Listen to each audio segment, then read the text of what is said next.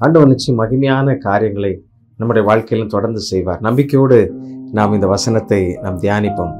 யோபு 8ஆம் அதிகாரம் 7ஆம் வசனத்தில் இப்படி சொல்லப்பட்டிருக்கிறது. உம்முடைய துவக்கம் அற்பமாக இருந்தாலும் உம்முடைய முடிவு சம்பூர்ணமாக இருக்கும். துவக்கம் அற்பமாக இருந்தால், நீங்கள் ஒரு சிறிய தொழில் செய்தால் கூட, சிறிய காரியங்களை செய்தாலும் அது அற்பமாக இருக்கலாம். எல்லாரும் உங்களை பார்க்குறவங்கெல்லாம் எள்ளி நகையாடுற மாதிரி இருக்கலாம். ஆனால் நீங்கள் கர்த்தருடைய பிள்ளைகள். உங்களை சரியான விதத்தில் ஆண்டவர் அழகாய் நடத்தி செல்லுவார், ஆசீர்வதித்து பெருகச் செய்வார். பிரியமானவர்களே, நம்முடைய முடிவை பார்க்கும் பொழுது அது மிகுந்த சம்பூரணம்னா அதில் குறையில்லை, பழுதில்லை, எல்லாம் திருப்தியாக இருக்கிறது, எல்லாருக்குமே அது மகிழ்ச்சியாக இருக்கிறது. அப்படிப்பட்ட கிருபைகளை ஆண்டவர் நம்முடைய வாழ்க்கையில தொடர்ந்து தருவார். இதற்கு நம்ம செய்ய வேண்டியது என்னென்னா, நீதிமொழிகள் 4ஆம் அதிகாரம் 18ஆம் வசனத்தில் என்ன பண்ணப்பட்டிருக்கிற, நீதிமான்களுடைய பாதை நடுப்பகல் வரைக்கும் அதிகமாய் பிரகாசிக்கிற சூரிய பிரகாசம் போல இருக்கும் என்று சொல்லப்பட்டிருக்கிறது.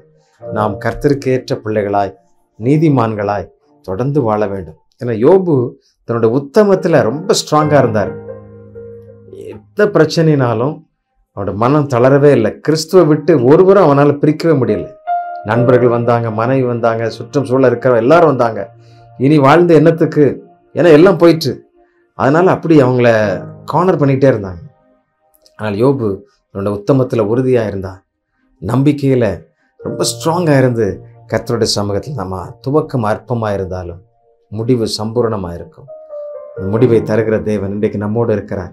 உங்களுடைய வாழ்க்கையிலும் ஆண்டவர் அப்படி பெருத்த ஆசீர்வாதத்தை தருவார். நீங்கள் ஒரு சின்ன காரியம் தான் செய்யலாம், ஆனால் உண்மையாக செய்யுங்க, சிறப்பாக செய்யுங்க, கர்த்தருக்கு பயந்து செய்யுங்க, ஆண்டவரை நோக்கி தினமும் ஜெபித்து செய்யுங்க. ஆண்டவர் உங்களை ப்ளஸ் பண்ணுவார். முடிவை பார்ப்பீங்கன்னா அது நீங்கள் நினைத்திராத முடிவாக இருக்கும். கர்த்தர் தான் உங்களுக்கு அந்த ஆசீர்வாதத்தை பலமாக வைத்திருக்கிறார். அல்லேலூயா. ஆண்டவரை துதித்து பாடி ஜெபிக்கலாமா? கர்த்தரை மகிமைப்படுத்துவோம்.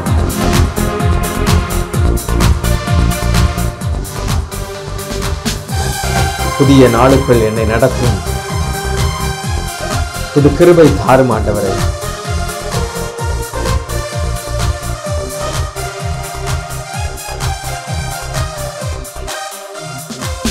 புதிய நாளுக்குள் என்னை நடத்தும் புதிய கிருபையால் என்னை நிரப்பும்.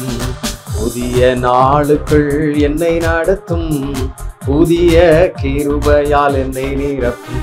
புது கிருபை தாரும் தேவா, புது பலனை தாரும் தேவா, புது கிருபை தாரும் தேவா, புது பலனை தாரும் தேவா.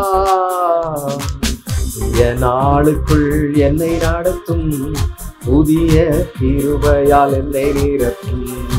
ஆரம்பம் அற்பமானாலும் முடிவு சம்பூர்ணமா. ஆரம்பம் அற்பமானாலும் முடிவு சம்பூர்ணமா.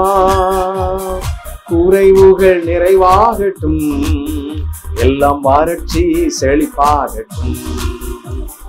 குறைவுகள் நிறைவாகட்டும், எல்லாம் வறட்சி செழிப்பாகட்டும்.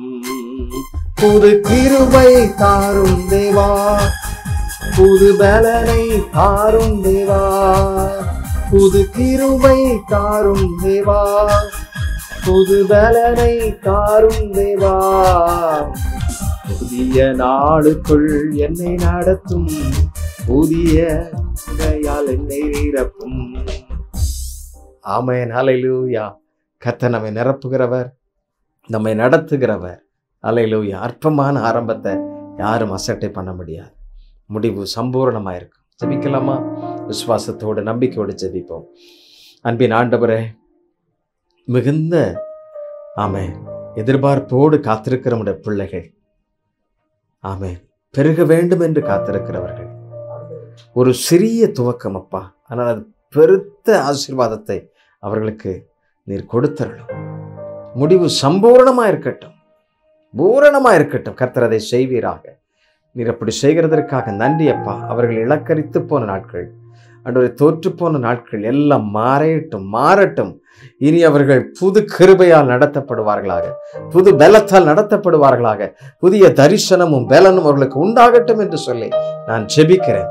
உடைய எல்லைகளை விஸ்தாரமாக்கும், நன்மைகள் திரட்சியாய் உண்டாகட்டும். இப்படி செய்கிறதற்காக நன்றி. இதற்கு தடையாயிருக்கிற எல்லா காரியங்களும் மாறி போகட்டும். தேவரீர் உடைய பிள்ளைகளை பெருகச் செய்வீராக. அற்பமாய் எண்ணப்பட்ட உடைய பிள்ளைகள் சம்பூர்ணமாய், ஆமென், மிகுந்த மகிழ்ச்சியாய் அவர்களை ஆசீர்வதித்து நிறைய செய்வீராக. எல்லாவற்றையும் எங்கள் நாதர் இயேசு கிறிஸ்துவின் வழியாய் கேட்கிறோம் நல்ல பிதாவே. ஆமென், ஆமென். Thank you. God bless you.